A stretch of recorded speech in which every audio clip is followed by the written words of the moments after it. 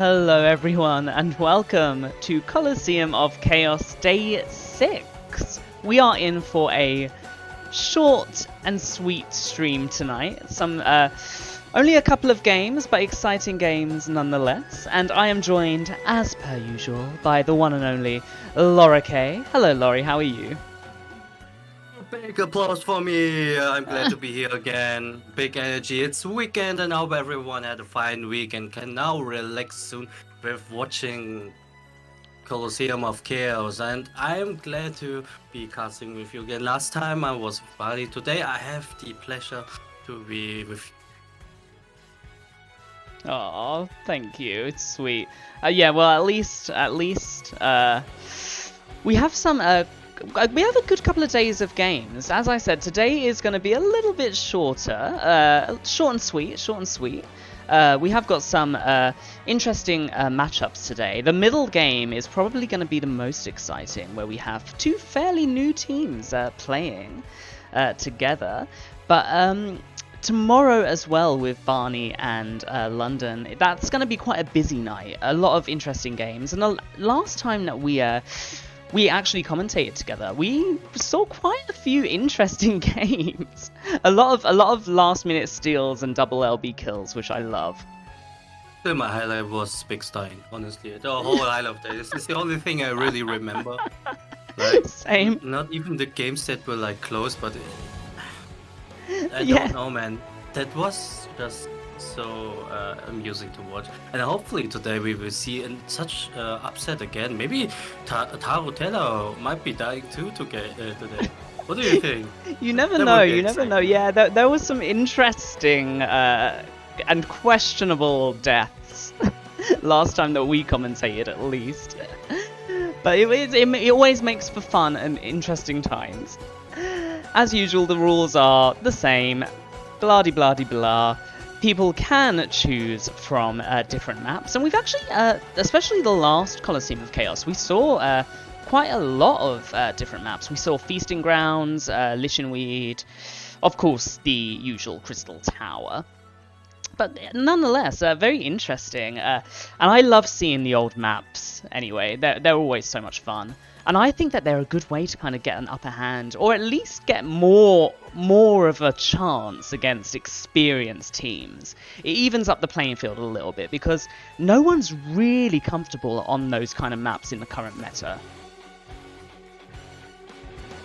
Well, you don't have a lot of practice there, except when you like really aim to scrim on them and try to map out literally which kind of positions you can abuse and how you are supposed to play. Even like different comps and such affect it a lot. So Yeah, and that's one of the it's a- things that we saw, is like it's definitely a tricky one to position with, especially particularly Lichenweed and the base in Feasting Grounds. Both of them are just kind of dead ends, you know, especially Lichenweed. So if you get pushed back into your base, unless you have any pressure, you're going to be stuck there. You know, it's a lot less forgiving, as opposed to Crystal Tower Training Grounds, where you can just run down the corridor and get back to the mid. In Lichenweed in particular, you have to just try and keep that pressure up. But against some of these teams, it is like just going against a brick wall. We also have some fantastic rewards, do not forget. You know, for me, Lichenweed is kind of like, you know, those arms where you try to push the other one on the table. Arm wrestling, yeah. Whereas if you are close to the table with your hand already, it's really near impossible to turn the tide around and completely overturn. And That's win. such a good analogy. I like that one. Yeah. It literally is just like an arm wrestle sometimes, and you know when you're gonna lose an arm wrestle. Not that I never lose arm wrestles. I'm so butch and manly, so it's fine for me. Let me touch those muscles of you. Yeah, they're big. Speaking of teams flexing, we can see the leaderboard now. Aftermath and Aftermath still undefeated, 4 wins each, but we did see quite a few interesting games before, especially from the teams that are kind of lingering around places 2 to 4. the lads getting some fantastic draws in two of their games that they played. They were losing and then managed to get back in the final 2 games, which was really exciting to see. And it's always those kind of games that, from what we've seen, are very back and forth and a lot of last kind of 20-second steals. I agree totally with you, and I can also see that your team managed to snatch a win, and I think that was a great moral boost for you, and I think you're still looking forward to get into the finals and maybe win after all. I will be cheering for you. We are planning to win, of course. We are there, though. We are there, and we are actually playing again tomorrow. As I said, tomorrow has got more games in terms of volume, so it'll be an interesting one. Tonight is going to be pretty quick and cheery, but let's have a little look and see who the first teams of the evening are. Please welcome back into the arena our first team of the evening, KFC Bucket.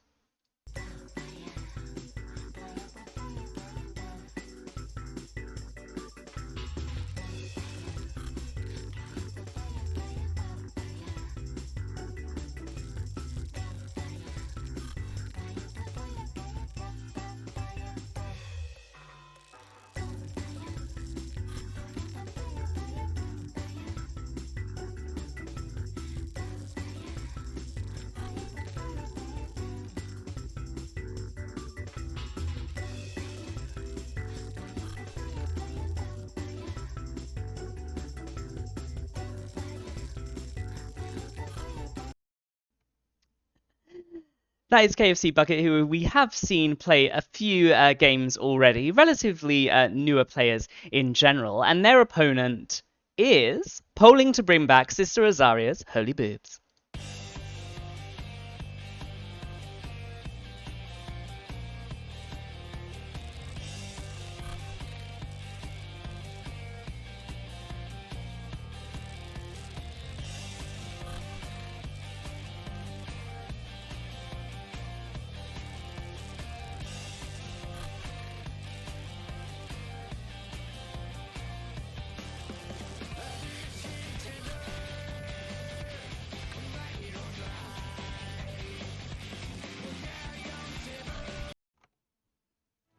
And that is the first 2 teams of the evening. Going to be a interesting one to see, and the teams have actually chosen Feasting Ground. So let's pop directly in to the first game of the evening.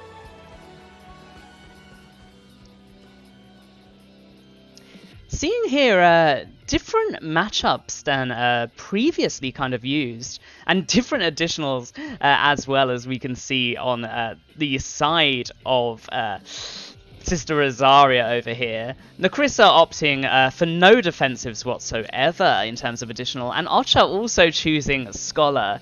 This is an interesting choice. I was very much considering playing Scholar on this map the other day. But the issue with this map is when you get into the base and get around these stairs, it definitely becomes tricky to keep those broils up because of the line of sight. And maybe Ocha might be switching to White Mage. We'll have a little look. On the other team, though, it is our lovely chickens. Oh, yes. Well, they kind of, I think, resemble that brand.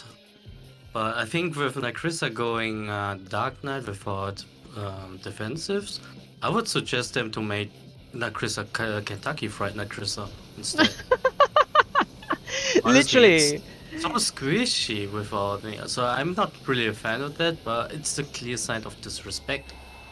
Yeah, Cameron going down before they could get their arm's length out, but that was a rather slow death there.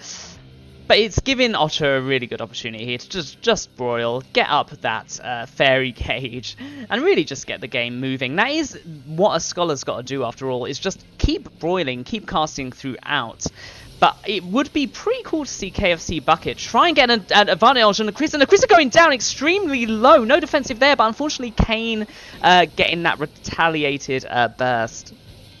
Yeah, should have used just Eidolon cooldown there, just to ensure that no counter bursts were coming in.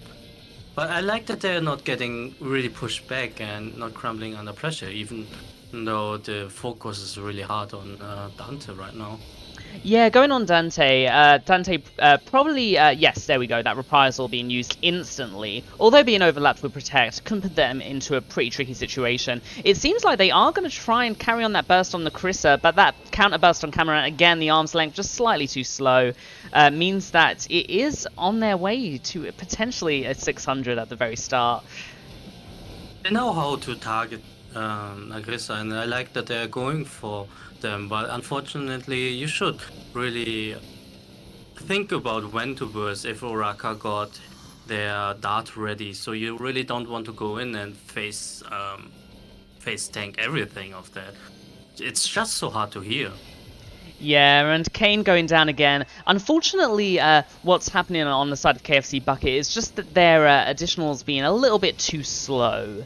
They're a little bit slow coming out right now, which is worrying because they did get Nakrissa down really low. So we know that they have the burst. We know that they have the potential to get a kill. And they do have the potential to potentially overwhelm their team, especially with a no defensive Dark Knight and a Scholar.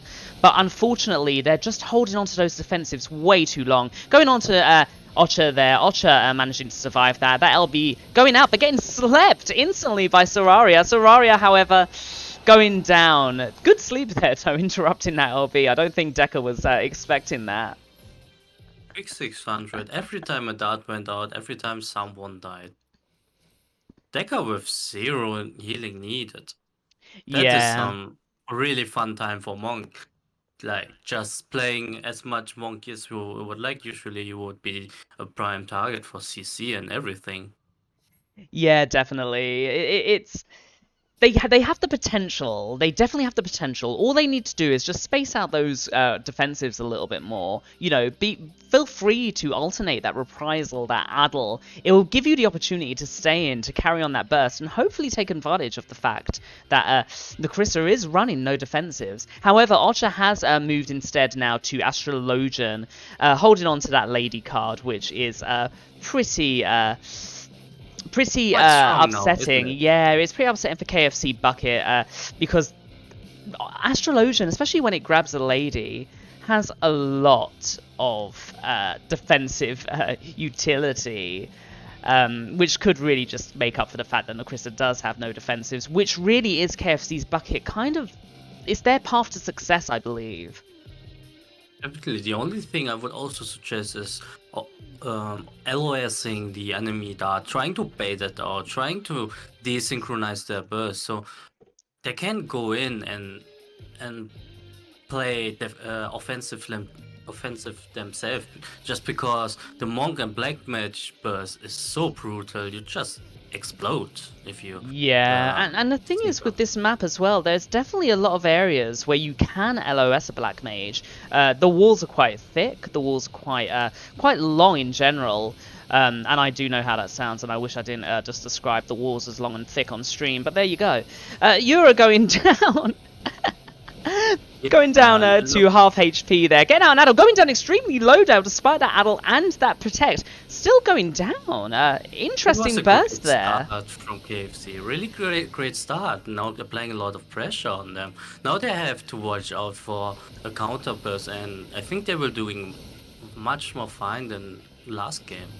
Yeah, definitely well used, and that Addle is potentially going to be used now. But however, Yura is going down extremely low there, holding on to his Addle himself. If they can keep up this pressure, it could be really good for KFC Bucket, who are doing really fantastically. However, I feel like the Red Mage needs to just use an Addle now in the hopes of staying in, because they are running fairly low on defensives on that side. Yura going down extremely low. They just need to keep that pressure up, but Yura is holding onto that Addle. It finally going out there. Yura going down to 900 HP. They are struggling all of a sudden. Camera, no! Oh, that was upsetting. They nearly had it. Oh, it was sad because it looks so promising. But the problem is when you hold up like that, it's really hard to discern who is going to be the burst target, and a quick swap can throw off a healer really quick in such situations. Yeah, and Soraria running away, managing to survive there. They are keeping up that pressure though, so good for KFC Bucket. What they need to do is just alternate those defensives. That dart going out, now would be a great time to use a Mana Ward or an Addle potentially. Managing to survive for as long as they kind of can. Yep, and Sister Azaria's falling back, not committing to finishing that burst right now. Kane's still holding on to that Addle. I do want to see that come out soon. Now, with Necrissa so going much low. burst on Necrissa, I wonder if they should not like let Necrissa take a lot of medals and then just try to pressure her a lot. Yeah, that And LB going out, really nicely last healed. minute. Really nicely healed there from Seraria, but Seraria is starting to run low on MP now, and there are currently no defenses being able to be used. Yeah, needing to use the Addle, I think, just to stay in, but they are getting they are giving Sister Azaria a little bit more stress than I think that they anticipated. I think at this point maybe a defensive repulse wouldn't be bad too, seeing just Uraka getting pressured, Dekka having free PvE time. Just sleep the monk and you are really desynchronizing their bursts, I think. And maybe it would work out better than sleeping aggressively. Because the damage is already there, in my opinion. Yeah, they have, and now that they've gotten out that tank LB, now is really the time to kind of push and to try and keep going, but they haven't really burst in a while now, and they are being pushed back into their base, needing to try and get that pressure out. That LB going out there onto Ocha, but that counterburst going on to Camarant, scaring them away slightly there as they try and hide behind that wall. Yeah, that LB, unfortunately, not really having a great impact on the game. Yura holding on to their LB, which is probably going to go out anytime soon, I would imagine. It's looking like they're struggling. Yeah, I'm glad they're still managing to hold back and not getting pushed back into the base where they have to play chicken and run around, like literally. Yeah. So even though they have to watch out on the bridge not to get... Yes! Oh, that was great. Now Kamuranata has only to manage to survive, but it looks really good. This is looking good. With a minute 30 left, anyone is a win condition now from Sister Azaria's Holy Boobs side of the arena. Yura going down as well, giving the advantage to KFC Bucket. Really nicely stolen there. I don't think that they were expecting that. Yeah, an additional much needed Wolf's Heart to Seraria. That was... now they can hold the pressure and potentially win the game if they keep up with that. Yeah, if they can just continue to not lose that pressure. Camarant getting extremely low there, but a slightly... LOS. Yeah, a really good LOS, and also the Addle and Feint being slightly separated there by about 2 GCDs has given Seraria time to heal, but Seraria is extremely low. That Wolf's Heart not ticking the MP up enough. Camarant struggling, but they need to stay in. With 50 seconds left, can they keep up that pressure to secure a win against Sister Azaria's Holy Boobs? I am rooting for them right now, because they are doing an amazing job. Yeah, Ladies of the Crown is so strong, it helps out so much. I think they need all the defensive they can. And I like the mid protect on Kamuranata. Now they are bursting into that protect. Oh no! Amazing. Still managing to kill Kamurana. That's so really unfortunate. Yeah, that protect was used well, but they needed that arm's length to just help top it up. Seraria struggling there as their neutral sect had run out, and they didn't really have anything to support with. But I do think that this has given Sister Azaria's Holy Boobs a little bit of a scare. Yeah, they must be shaken up now, but I think they're still confident if they're still wielding the Dark Knight combo later on. Yeah, it'll be interesting to see if they stick to the same comp in the next match, or if they go back to their original comp, which seemed to be working a lot more favourably for them. Overall, a massive improvement from KFC Bucket in terms of defensive usages. However, at the end there, they just needed to peel. They needed to have a little bit more teamwork. We didn't see a great use of defensives, unfortunately, or anything such as peeled stuns or the cures. We didn't really see a lot of support there in the final kind of 40 seconds of the game, and unfortunately that is what cost it. But good on them for keeping in there and keeping up that pressure. Definitely. I would have loved to seen them win, going a bit more defensive at the end there. But well, now there's another chance, and only if they will manage a draw for the match. But at least they will be earning points if they do so.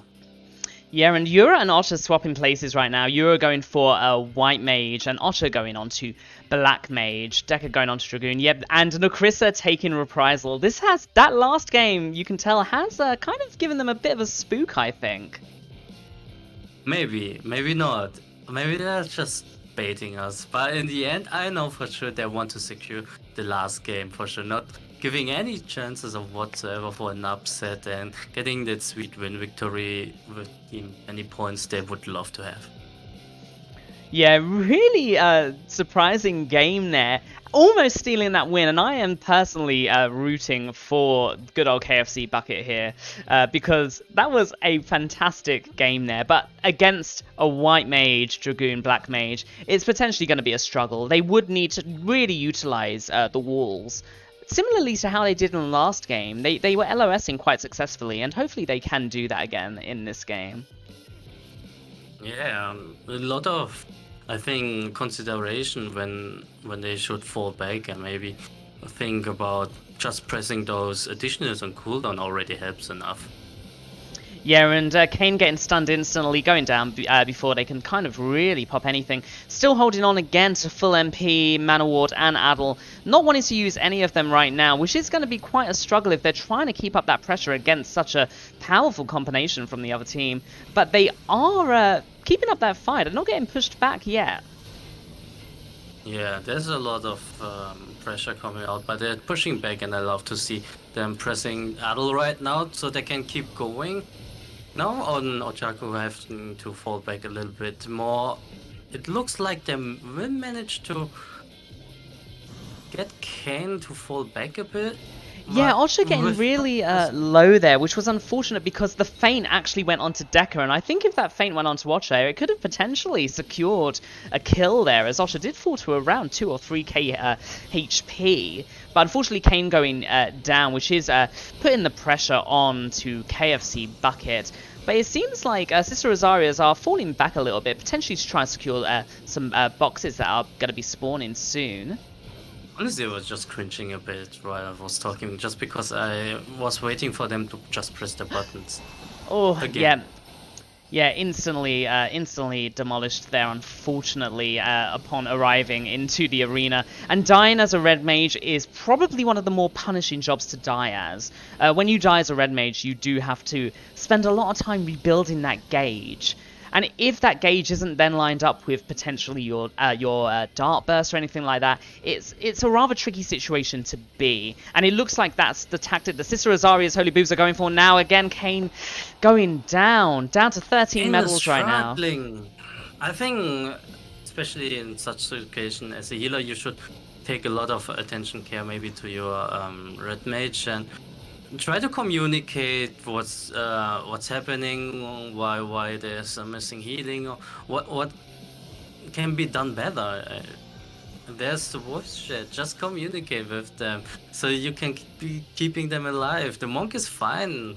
Don't look at them. Maybe if they don't use arm's length. Yeah, Sister Rosarias have seen a strategy that is working pretty well there. Kayn holding on, unfortunately, to that Adel, but using a Mana Ward as that LB goes out. That LB gets interrupted, unfortunately. Kayn still struggling with that pressure. Soraya having no MP to keep them up. That final Benefic 2 from their behalf is not going to be enough as that Adel, that Dart Burst comes out. Not at all. The Phantom Dart trained a lot, just openly tanking it with a lot of mana. It just now invites a steamroll with lots of resources spent. They can just press on. Now they are falling back. I think they want to go for the Wolf's Heart. Yeah, probably trying to secure that Wolf's Heart, knowing that Soraya desperately needs it, unfortunately. Soraya struggling there with kind of no real support. The Wolf's Heart. Yeah, it's going to be a tough one to recover from. Nakrissa taking the Wolf's Heart was a weird choice, though. But ultimately, Yura didn't need it. This is a Dark Knight strategy, man. You can spam those AoE damage for days and the shields and whatever it is. But yeah, not whatsoever. Yeah, securing the Wolf's Heart was like, it wasn't necessarily for Yura, it was more the fact that Seraria wouldn't be able to obtain it. And that other burst going down onto Kane, who is unfortunately down now to 4 medals. This is looking like it is potentially going to be another 600 sweep, which is unfortunate to see after the last game. And now that I know how the Colonel gets his chicken, I'm a little bit upset. Nah, lol, there was so much potential. Yeah, I agree. Well, we should share a bucket afterwards, I guess. I'm never gonna eat maybe... KFC again if this is how they murder their chickens. Oh yeah, that's and then in some nice batter, in a nice deep fryer, sharing with your friends, then watching feast games. That's a great time to spend your weekend. Here we are with live footage from the KFC chicken factory. Oh god damn, that is brutal. They still haven't managed to 600. I think they're just bullying them. Yeah, unfortunately Kane just struggling there to stay alive, but they aren't gonna 600 potentially unless they can get another 2 kills really. But yeah, it's looking like this is gonna be a tragic loss, an unfortunate loss, and a rather disappointing loss for KFC Bucket. So funny. Look at the medal contribution. Like Krista is not even taking medals. Like, no, I don't want to be the target. No, I don't want to have an upset. Just let the Black Mage take. Who can teleport at least? Yeah, but we did at least see a good game there from KFC Bucket in the last one, and I do hope that that's improved their confidence. Unfortunately, however, Sister Rosaria have gone to a pretty strong comp here, you know, Dragoon, White Mage, Black Mage, and with no real LOS happening on this bridge, they're just taking all of these bursts directly to the face. Nicely arm's length there by Cameronat. Switching on to Seraria, as they did unfortunately overlap their protect with that arm's length. Seraria going down, making this another victory for Sister Rosaria's Holy Boobs. But really nicely played in general, especially that previous game from KFC Bucket, which I think gave them a little bit of a scare over on Sister Rosaria's side. Yeah, they should just bounce back, mentally reset, and look at what's wrong, what's troubling the Red Mage. And communicate so they can do much better in the next match. Yeah, and that's the thing, they definitely have the potential there. The main issue, unfortunately, just came from a miscommunication in terms of defensives. There was a lack of defensive play, and if they just played a little bit more defensively in that middle game, they would have secured that win. I'm talking about just falling back, using LOS a little bit more, but perhaps a smarter use of potions. Definitely some Adel or Cures would have probably helped carry that game at the end. But good on them for KFC Bucket for nearly snatching a win there against a very, very experienced team. Definitely, I also respect that, and I can appreciate that they've managed to entertain me, at least in the second game. Yeah, good on them. Really nicely done there. But ultimately, Sister Rosarias are an experienced group of players that we've seen in a lot of different seasons. So they definitely... It wasn't a surprise. You could kind of tell that the game would go like this, but that middle game was a surprise. I think maybe Sister Rosaria is getting a little bit too cocky there with their group combination and their additional usage, which did give them a scare, and they quickly changed back to something a bit more suitable for the current meta in that final game, securing a very easy 600 sweep there. But nicely done to those teams. But it was nice. Yeah. Coming up next, we will see now, I think, the most interesting match of the day. I'm looking forward to this because now we can see even footage, but still which team managed to communicate better. I think people already had a lot of experience now with the tournament, and they can come out of on top out of this, I think. Yeah, this game's going to be an interesting one. We've got two teams here that are consisting of very new players. Players that literally, this is their first time ever playing the Feast, so this will be an interesting one to see. KFC Bucket potentially are a little bit more warmed up, but we have seen some good play from Pippo's Hunters, who've managed to actually secure a few kills against really established teams in the previous nights of the tournament. Yeah, honestly, for people, I would suggest, I would love to see their healer maybe going for a white mage or astrologian instead of a scholar. What do you think? Yeah, Pippo's Hunters, unfortunately, struggling a little bit there, and I feel like they could do a lot better if they ditched Scholar. Scholar is a very difficult healer to play, even for established players. You know, players that have played Feast for a while, Scholar is a tricky one right now. It requires a lot of pre-preparation and early detection of bursts.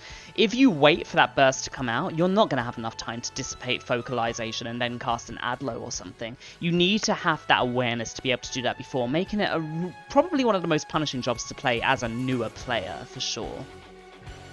Yeah, you have to have that experience and insight what's happening, and for many newer players, it's so difficult looking at the battlefield, at your additionals, at the HP of your teammates, and then not even on your skills.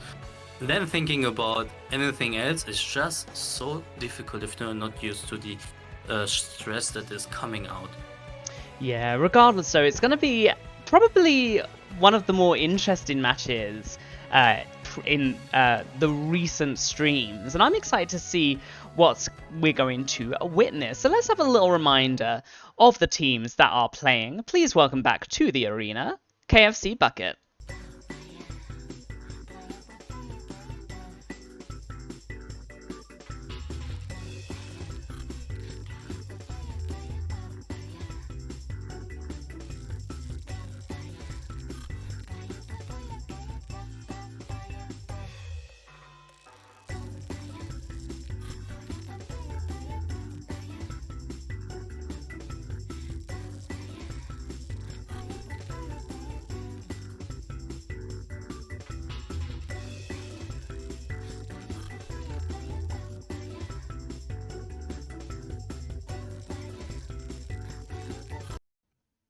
KFC Bucket putting on a really good fight there against Sister Azaria's Holy Boobs.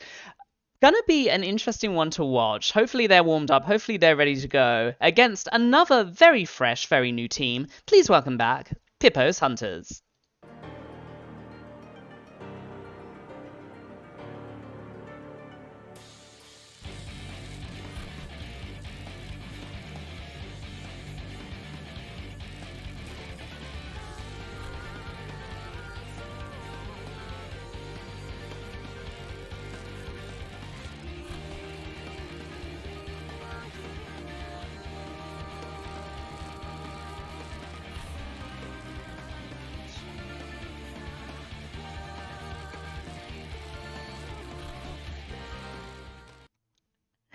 And that is our two teams. Gonna be an interesting one. We have got both of the teams ready to go. Both sticking to combinations that we have seen them play previously, and they have selected the good old Crystal Tower training grounds. So let's head in to the second match of the evening. How long has it been seeing Crystal Tower again? I think the last time I seen Crystal Tower when I was playing solo queue.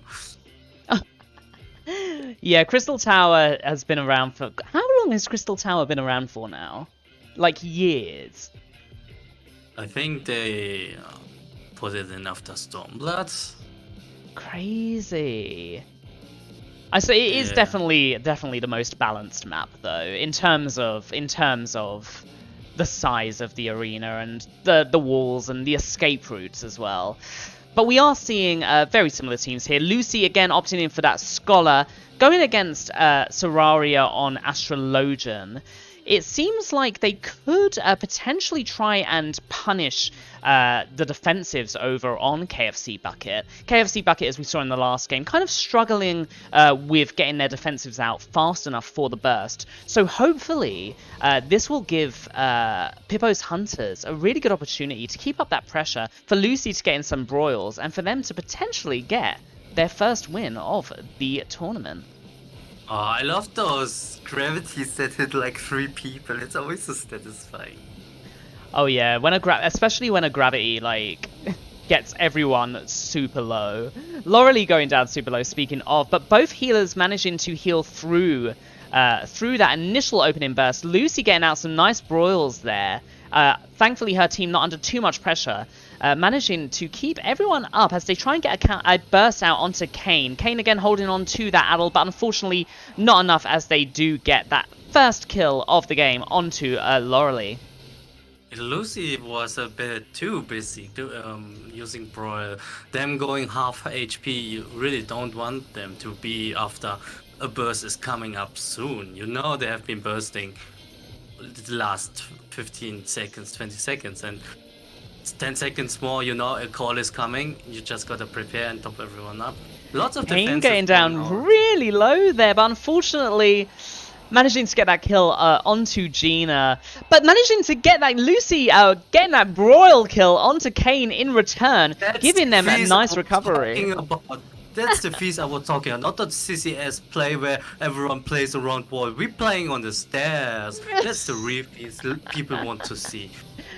We've got some real players in the arena right now, but no, really nicely played there. Lucy definitely getting out a lot more broils than we've ever seen them do, which is fantastic to see. Laurelie getting a little bit low there, that dart burst coming out, but being met by a really nice Adlo. That Adlo continuing to be used, but unfortunately not enough, as that focalization was slightly too late there to have any kind of real impact. But the game is still anyone's for the grab.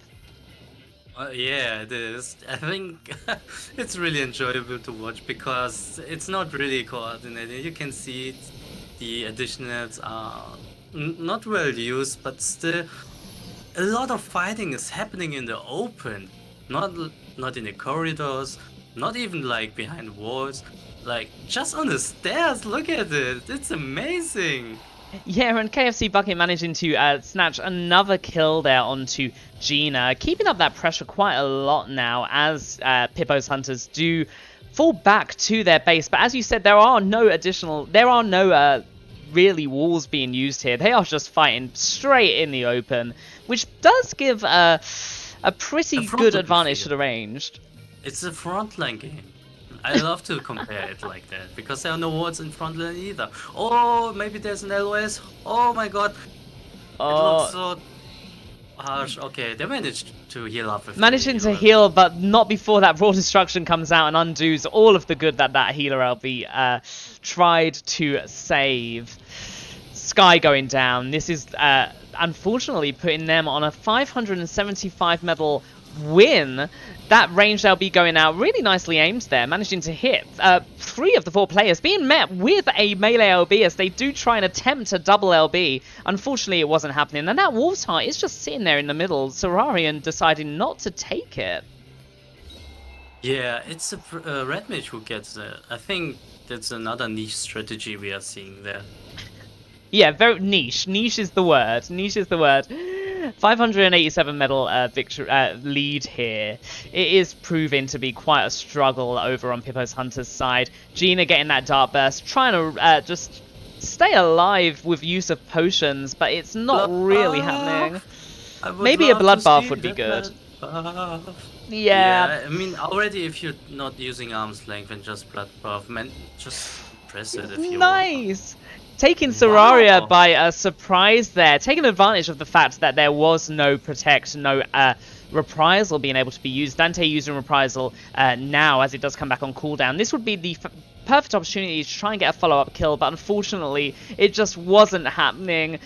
The KFC Bucket team running away, managing to survive there as they do try and get now another burst out onto Laurelie, who is being caught in the open, but managing to survive. Nice excog there, but Is it going to be enough? I don't really know. I would love them to see the pressure on Lucy or Sky Yushi or to try and close up the game. Going for the Machinist may guarantee it. I think it's maybe even a bit safer if you think your healer is bad. But Serraria is really comfortable with that much mana, and especially on Astrologian with everything up like that. I would just go for the win condition. Yeah, either way, it's just looking like this is going to be a victory for KFC Bucket, who are taking out their vengeance from the last game onto poor Pivos Hunters. But a nice showing there. We did get a few kills on either side, and hopefully this has given Pippos a chance to warm up and get ready for the next game, where I think they do stand a chance. They definitely stand a chance. They just need to try and keep up that pressure as much as they can. Unfortunately, however, a lot of their bursts are very uncoordinated right now. But Lolo, imagine healing a Machinist as a scholar. Come on. Come on.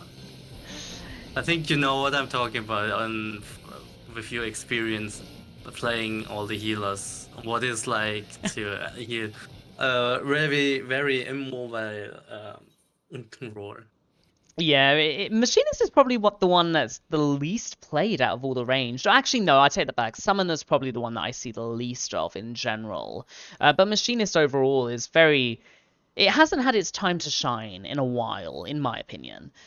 It's not bad, but I do feel like Bard slightly outshines it. And obviously, when you compare it to things such as Black Mage and even Red Mage, it just doesn't have the utility that the other classes kind of do right now. Similarly to Scholar, they have got a rather unfortunate team setup here. Monk and Warrior overall, very, very powerful, very good. Especially Warrior in this current season. Warrior is having its time to shine. Warrior has played a lot. It's quite popular, especially because the offensive buffs and the utility to give your mate shields and such. And I think home gang is also a reason why many love to play Warrior. I mean, there's no more satisfying feeling than pulling someone behind the wall or pulling someone back and LBing them. There's so much possibility, but the home game I think is the most fun aspect of Warrior. Yeah, when you get homed, like, and you just get chucked down the stairs, or they home gang you from literally a mile away, and you're like just darted across the arena. There is a bit like when a home gang is played perfectly, it is fantastic. When it's used to snatch someone behind a wall so they're LOSing their healer. It's always so interesting to see, but really frustrating to play against when it's used like that. Yeah, sometimes even home can manage to save your own life, like a clutch home, and then you are like invulnerable, but still you are able to counter burst. Is really good if you pull that off. It's amazing to see.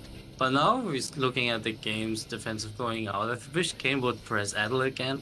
And then them going in on Lucy, I think is a great choice. Because both feints going out there, but neither really being followed up, which is putting both teams' healers in quite a good position there. This next burst, however, is potentially going to lead to a kill. Lorelie going down extremely low. Again, just fighting directly in the open here, not trying to avoid at all. Camarana and Lorelie both going down really low. Lorelie going down, Camarana surviving on 772 HP. Unfortunate to see. Yeah, that was unfortunate. That would have been a nice swap actually for Pippo's Hunters. If you end up having your range die, if you can kill the enemy melee, that's a pretty good swap there, because then all you need to do is focus on the enemy ranged. Definitely. Now them going for, I think Gina will be a really good idea to really manage to secure another win, because now it's really hard to overcome this again. They're now pushing them really back in the base. Yeah, Lucy getting down extremely low despite having Protect up at the beginning of that burst, trying to run away, but not being able to stand there and cast Adlo or Broils or get out of Fairy Dissipation was unfortunately their downfall. So how do you manage to kite in the corridor? If you're getting focus as a healer, you know it, but they're already there. What do you usually do? Do you just stand there in the corridor and heal yourself? But to be honest, what I try and do, especially if we are lingering in the corridor for way too long and then they switch onto me, that's when at least I take the initiative to try and just run out of the corridor and run back to the middle. Try and lure everyone back to the walls, because the longer you stay in the corridor, the more resources you're going to use up, and I have lost way too many games in that goddamn corridor. Unfortunately, not a quick 600. Yeah, a quicker 600 there, unfortunately. Pippo's just getting slightly out-pressured by KFC Bucket, who are playing very confidently, playing very well there. A good use of defensives on their side, but we did nearly see Cameronac go down on that initial burst, which would have been fantastic for Pippo's. Unfortunately, surviving on 772 HP was painful to watch. Oh, yes. I do love their glams though. They have made the effort. They look like a happy family, I guess. With I would say the Lalafell looks like the father, and the others are the children. Yeah, you can tell that this Lalafell has seen some stuff. He has seen some stuff over his life. He has experienced, he's weathered, he's hardened, he's ready to punch some things, and those things being, unfortunately, Pippo's hunters. I see Cameron is going for arm's length with the feint. I think that's a better use for defensive than Bloodbath and feint, in my opinion at least, because with the Bloodbath you have to actually attack, and sometimes you just can't. And it's not like you can attack when you are getting stunned, CC'd and bursted. With arm's length, it's also a team tool, whereas if there's a lot of AoE coming out, the whole team benefits from that. Yeah, I think I've been kind of awoken to how good Bloodbath is in the past kind of 2 seasons. Prior to that, I was always a really big fan of feint and arm's length. I really enjoy, the damage that feint can dish out. But there's been so many times, just with the amount of damage that is kind of going out in the previous couple of seasons, especially against, Phantom Dart, Black Mages, Dias, Temperances, that Bloodbath has saved people so many times that it is really a great skill to use. And it's great that melees now have that option between their additionals, when before it mostly was arm's length and feint that was dominant. And I know that is always like, please press your Bloodbath if you have HP and you are not like the main target. Like, I don't want to see another two potential hot swaps where I don't know, okay, is my range in danger or is it my melee? Just I can't keep both up at the same time, because I know against a good team, a good burst is always easy to predict. It's a gamble at one point. And I think healers like Tarutella know that they lost a lot, and they purposely let their melees or anyone else, if they know there won't be the win condition, to stay low HP. How do you do that? Yeah, that's a tactic that I try and use, especially if medals are slightly confusing. If you can just kind of let say your ranged isn't the win condition and you've got 30 seconds left, if you can just let them go low, sometimes the enemy team kind of blindsight and they're like, oh, the range is low, let's kill them, which is, not going to get you the game. So it's nice to try and trick people like that. But, there are some great players on Chaos, and not really a lot of people fall for it anymore. Yeah, but for a lot of, I think, newer healers think they have to keep everyone top up and then waste instant casts and resources on someone to top them up. Meanwhile, the other burst target really desperately would need it, especially when there's a limit breakup and everyone has to be really on top. Nicely healed through that LB there from Lucy, though. It's still not won yet, so... Yeah, that was nicely healed. They could have definitely got that follow-up on Kayn, but Kayn did retreat, and now they are going in to try and get that burst onto Laurelie. Laurelie managing to survive thanks to that Protect and that 10 LB going out, as we do hit culling time. Getting that LB out now would be the time. Yeah, it's the first culling on, but it's a short culling. Sure culling, but managing to swap That was melee great. for range there, which is quite nice. Yeah, that's a good exchange. Now they're closing the gap to the metal, just needing one more kill on Gina, or maybe even just on Kane. I think they just need to focus Kane to close out this game, maybe potentially then winning it. Yeah, I agree. I think if you can manage to pressure the red mage, it is going to make them scared to go in. It's going to make their burst considerably weaker. But unfortunately, they haven't really been taken advantage of Kane's positioning throughout this game. But managing to survive this burst, Loreley's still getting extremely low despite that Adlo and that Protect. Yeah, It's looking KFC rough. managed to burst right into an Adel and Protect. That was harsh to see. I don't know. So Yes, Wes. Kane getting destroyed there on the stairs. I don't think they were expecting that, which has evened up the playing field considerably here, putting this potentially in a really good spot for Pippo's Hunters. Well done by them. Well done, People Sanders. Because Kane didn't have any additions left and were open in the stairs. It was a really good call. And I think they should manage to win this by just going for more pressure on Kane again.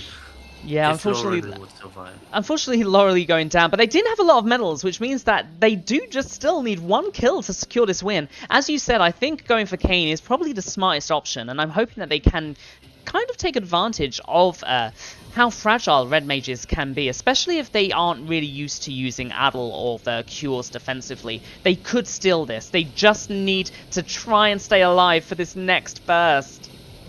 Oh, unfortunately, Gina eats so much damage, but I like that they're trying to bait them out in the open right there.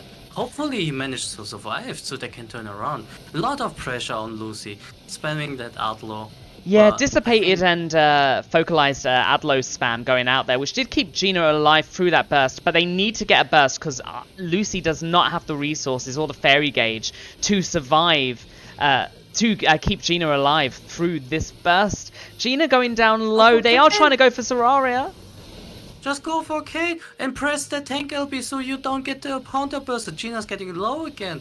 Just press that damn LB. Yes, now go in. Get everything on K. There are 15 seconds left. I think it's manageable. If they manage to kill her now, they can turn They have it switched around. on to Kane. They have switched on to Kane. This is a potential here. A nice Excog there going on to Loreley. But unfortunately, that dart and feint is not going to be survivable.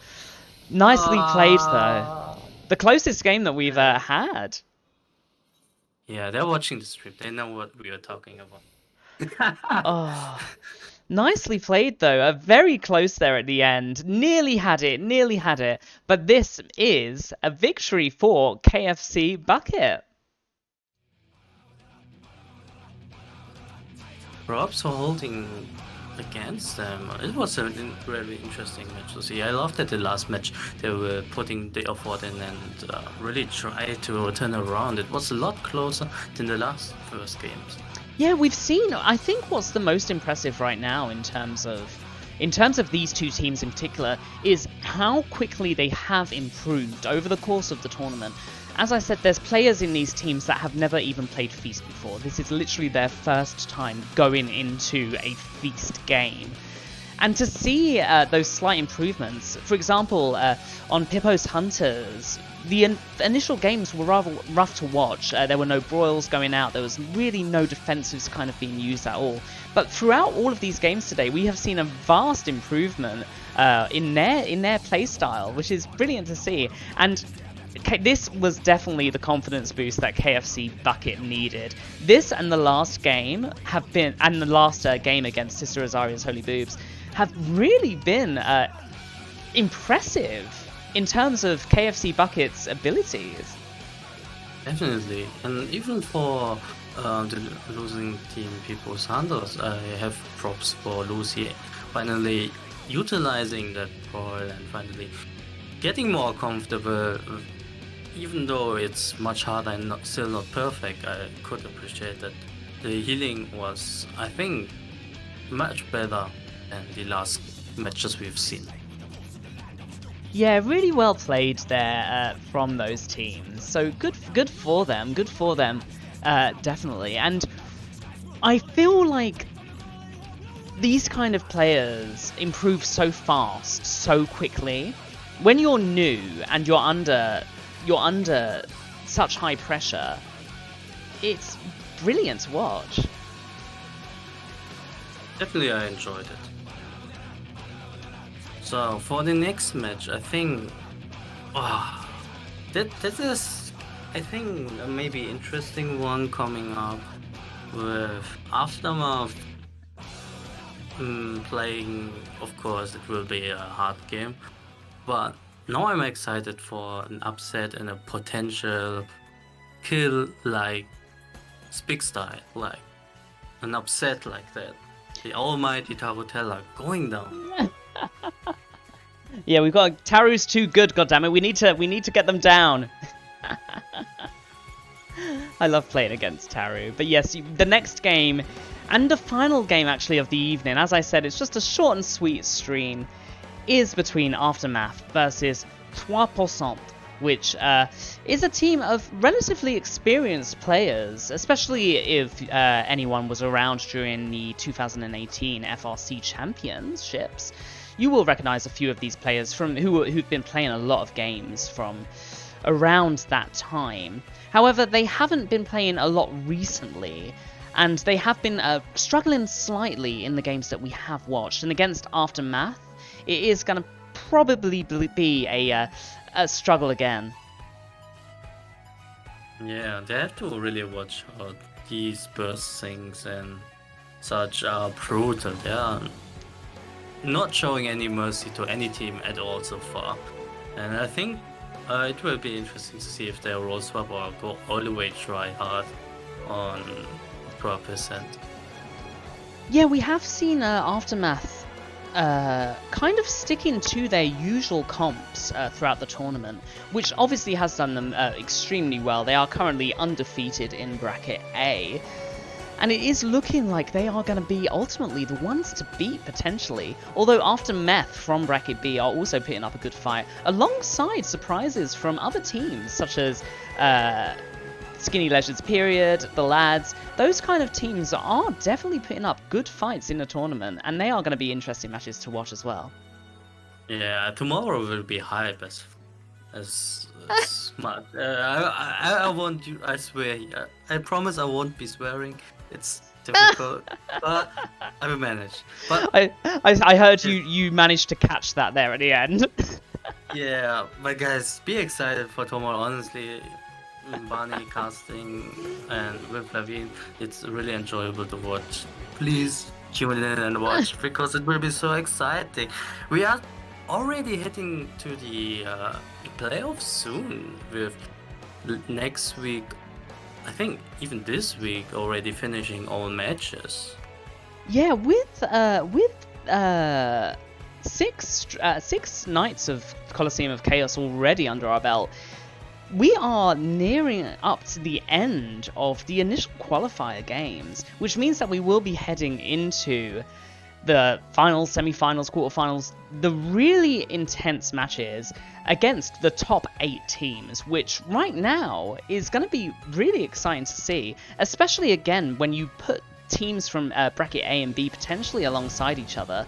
You know, you're looking at teams such as Aftermath and Aftermath who are undefeated so far. It's going to be an interesting one when we do eventually get to those games.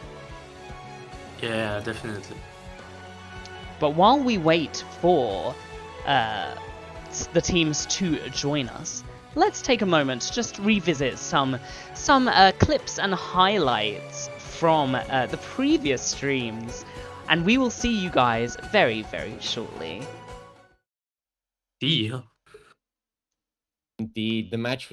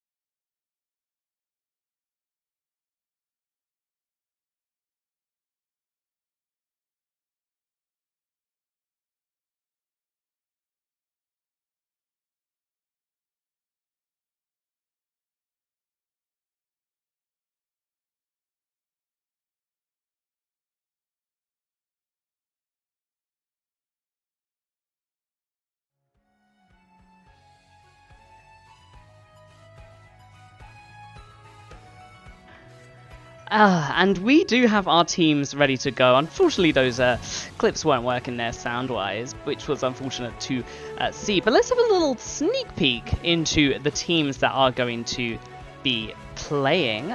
We will welcome back into the arena the one, the only Aftermath.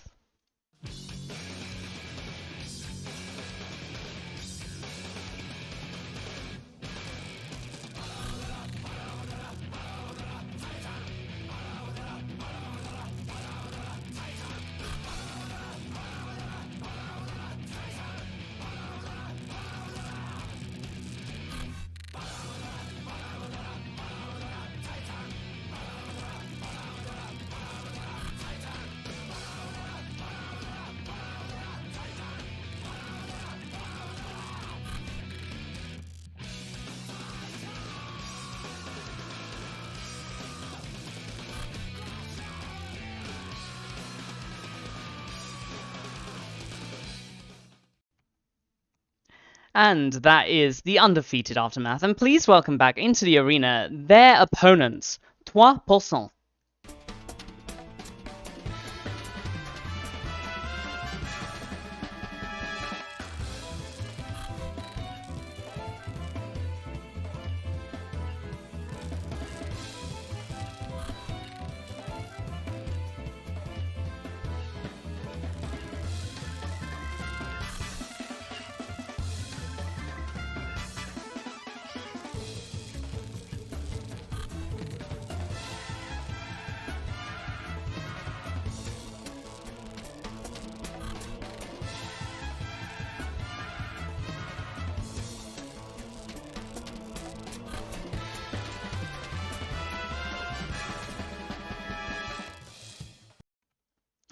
And those are the teams who are ready to go. As I said, it's going to be potentially a interesting one to watch. Aftermath, as I have said, are undefeated, whereas 3% are experienced and have a collection of experienced players, but ultimately have been relatively out of practice recently. We are back, however, in my personal favourite, Lich and Weed, which is gonna be very different for Aftermath, as I believe this is the first time that they've been playing on this arena the entire tournament. Yeah, no, on this map it will be really difficult, but I think it will still be exciting how I think more experienced teams are going to play on this map. Yeah, and we are seeing double... Oh no, we're not seeing double White Mage. Taru now switching to Scholar instead. Gonna be an interesting one. This arena in particular can be quite a tricky one with that tree and with the positioning of both of the walls in the middle. It can be an interesting one to broil. Back then you had, I think, the Fairy, where you placed them in the middle of Lich and Weed. I can't remember, but I think it was like that. But for everyone interested in Scholar, please watch Tarutera. Maybe you'll learn something. I promise it. It's really a good opportunity to learn something new. Kuro getting burst instantly there, managing to reprisal, but going down despite that reprisal. Unfortunately falling under pressure. Burst. Yeah, very strong burst directly there. Surprising to see that they got down that low, that fast. Yeah, I think the CC was really on point. They couldn't do anything. The riposte coming out timely and the stun at the same time. That's when you can see that they are amazingly coordinated and already really experienced and playing together for such a long time that they managed to pull such crazy things off. Yeah, and managing to survive there by utilizing that tree very nicely by Adalric. Getting that hard swap there onto Angsty instead. They are falling under a lot of pressure here, and with nowhere to run, it is a bit of a struggle for Megumi to survive. That was so detrimental, because Megumi got slapped and had to use the Purify, while Entity wasn't able to LOS. Oh, yeah, we're seeing over there. We're seeing Adalric. Adalric surviving for so long. Literally, as soon as Megumi died, they ran away as fast as they could. They ran around the enemy base. They ran back. Unfortunately, it wasn't enough, but really nicely survived there from Adalric. A fantastic use of potions, but it is looking like this is on the way to another 600. Angsty going down, managing to survive on triple digits twice. Can they do it a third time? 3 times, managing to survive. 4 times down to triple. Oh my god. I feel so much for Megumi because playing as a healer, I know how harsh it is to deal with these coordinated CCs, getting slapped and silenced right after. But I mean, nicely played to them. Anxiety literally fell down to triple digits about 7 times before they finally died. So nicely played. But again, what we're seeing is when you fall back to your base, there's nowhere on this map that you can go. Once you go beyond that tree, you're just in full LOS. You need to ultimately try and stick around that tree, stick around the wall, or at least try and bait the enemy team into unfortunate positions where they might potentially LOS their own healer.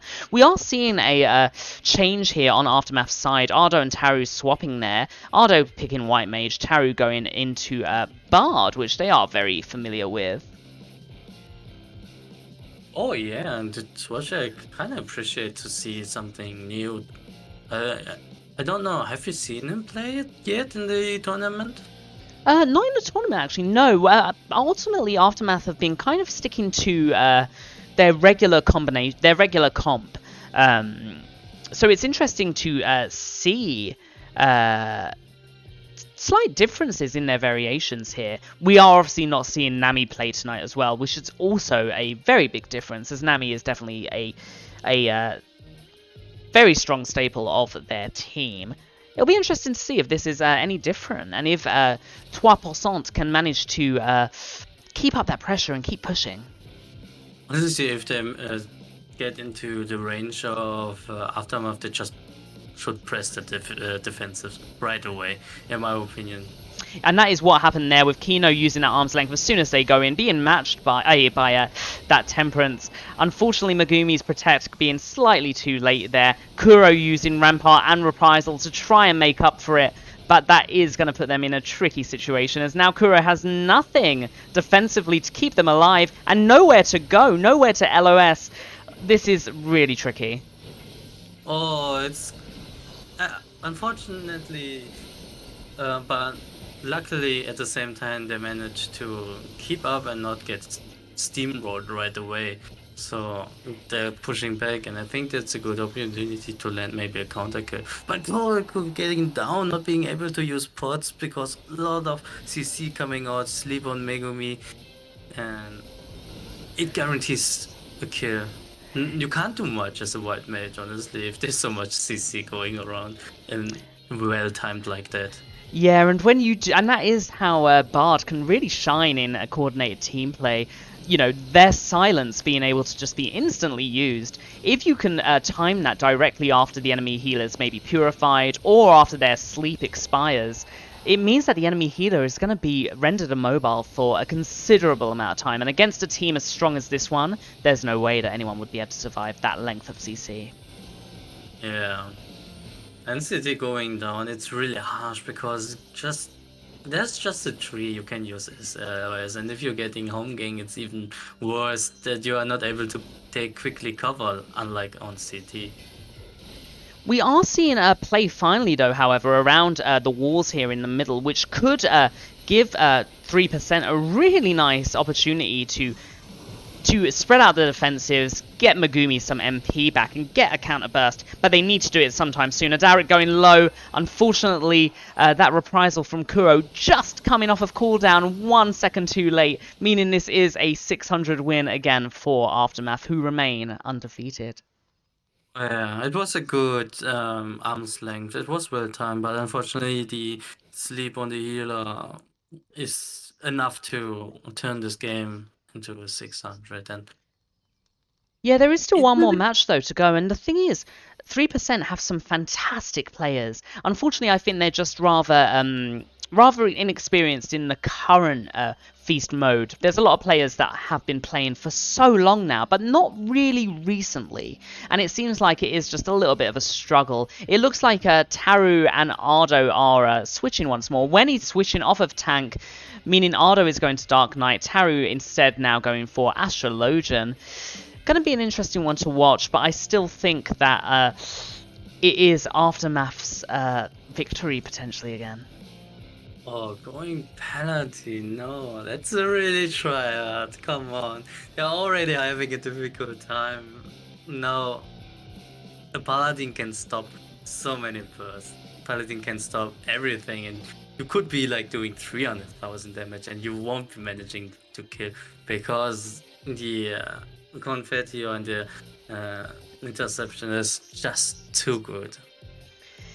Yeah, and it is just proving difficult during the entirety of Coliseum of Chaos to really get one up on Aftermath right now. There have been games where they have had some unfortunate deaths and some close calls, but they are just such an experienced team, and they have been playing together for quite a while now in general, that it's challenging for most teams to go against. That burst going out, nice and strong there on Wenny, however, being met by a nice arm's length. Angsty going down instantly, however, with that counter burst. A nicely timed protect there from Megumi, but unfortunately not managing to be able to keep them alive in time. A faint burst going out there on Kino, but with a Dowrick on his own, it's not going to have much success, and it looks like a Dowrick is potentially going to be the next burst target. And again, we can see Megumi getting CC'd to death, not a chance to do anything. I think the comp of Paladin and Astrologian is a comp that says, how much defensive do you want? Yes. Yeah, the thing is, like, Astrologian does have just so much defensive play, especially if you get a lady. You've literally got a free protect.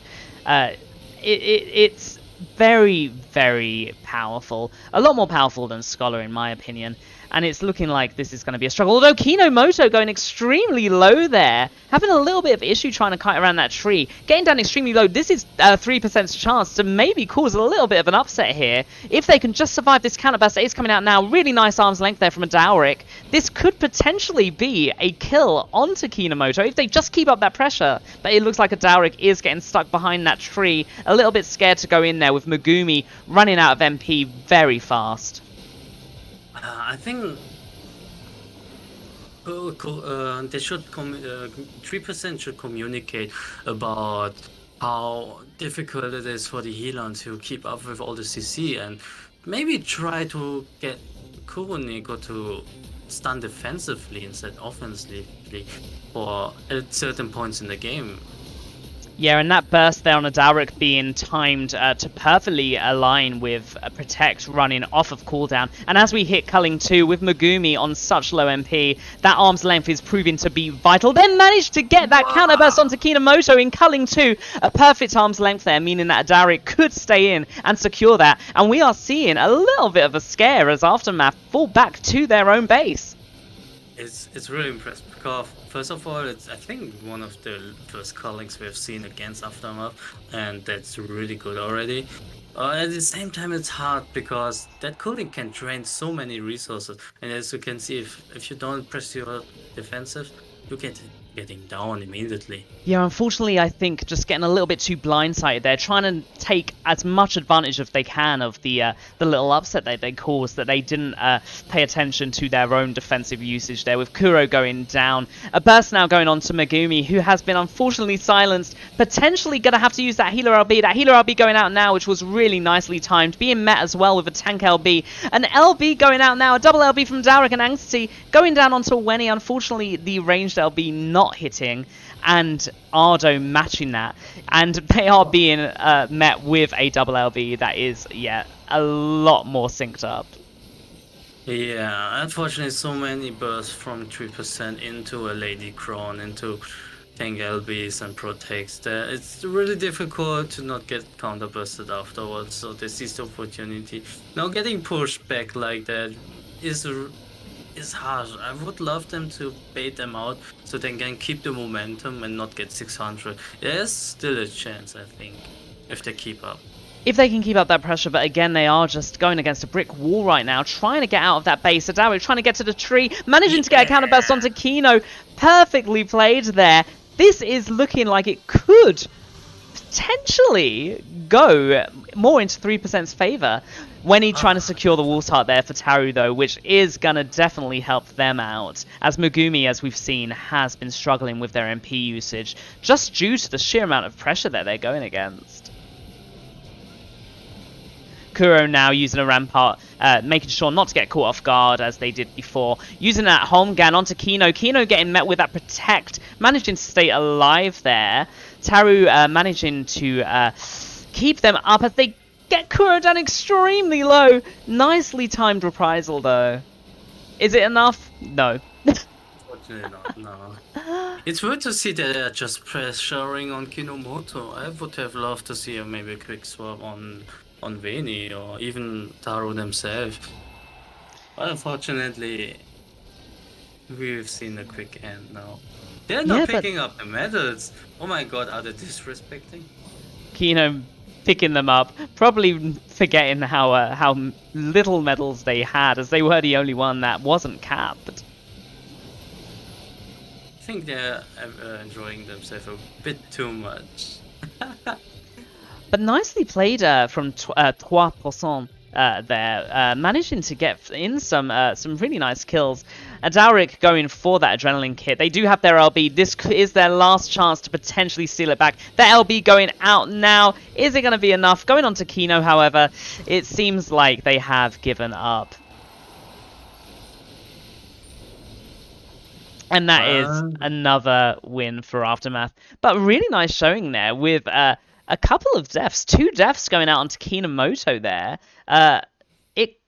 For a while, it was looking like it could have been anyone's game. But it was, again, another win for Aftermath, who have proven, once again, undefeated.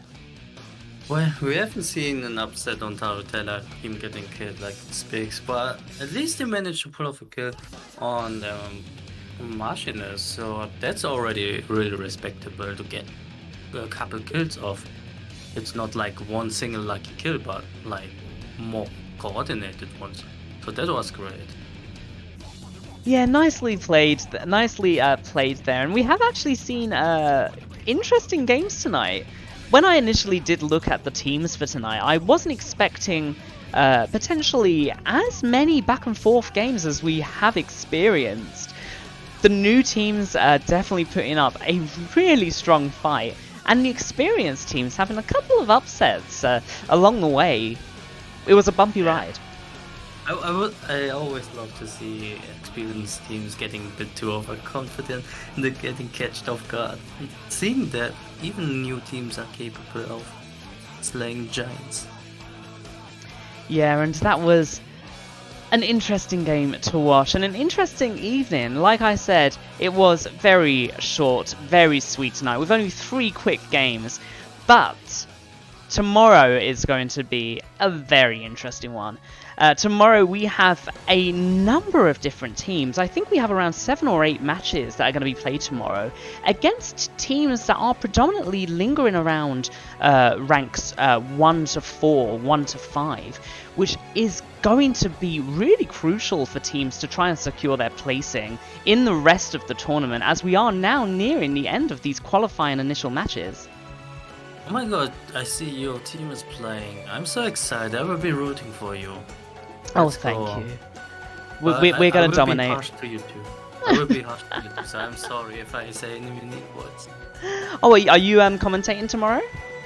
No, maybe if there's a need for it, but I will be rooting in the background and writing your DMs if I see that my favorite team is getting bullied by Aftermath, I guess. Tomorrow is going to be an interesting one. A lot of experienced players. And it's going to be a fun evening, a really fun evening, a brilliant Saturday night. So please do join tomorrow at around the same time, a little bit earlier at 6 o'clock server time. So half an hour earlier than today. But it's going to be brilliant. So thank you guys very much for joining us today. And we hope you did have a fantastic time watching. Very nicely done with all of the teams playing Good job to everyone involved, and once again, thank you to everyone who has supported Coliseum of Chaos. It's been a fantastic ride. We have had so much support, especially from the EU community as a whole, so we are very appreciative. Yeah, thank you for the watchers, to the participants. Without you, this wouldn't be possible, and you make this so great as it is.